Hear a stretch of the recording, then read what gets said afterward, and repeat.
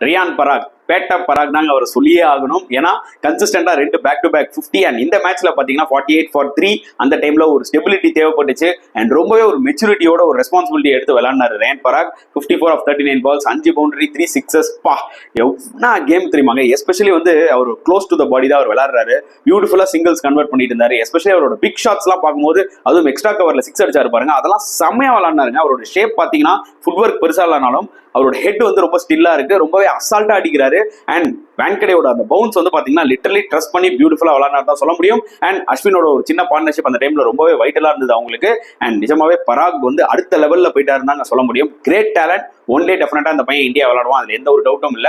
At the same time Rajasthan ராயல்ஸ்க்கும் number 4 ஸ்பாட்ல அந்த பொசிஷனை சீல் பண்ணிட்டாருன்னு தான் சொல்லணும். ஏன்னா அந்த அளவுக்கு இருக்கு அவரோட கேம், பெர்ஃபெக்டா இருக்கு. இத்தனை வருஷமா தவம் கிடந்ததுல வந்து பாத்தீங்கன்னா ராஜஸ்தான் ராயல்ஸ் பராக் மூலமா பலனை பார்த்துட்டாங்கன்னு தான் சொல்ல முடியும். சோ பராகோட இன்னிங்ஸை பத்தி நீங்க என்ன நினைக்கிறீங்கன்றத கமெண்ட் செக்ஷன்ல போடுங்க.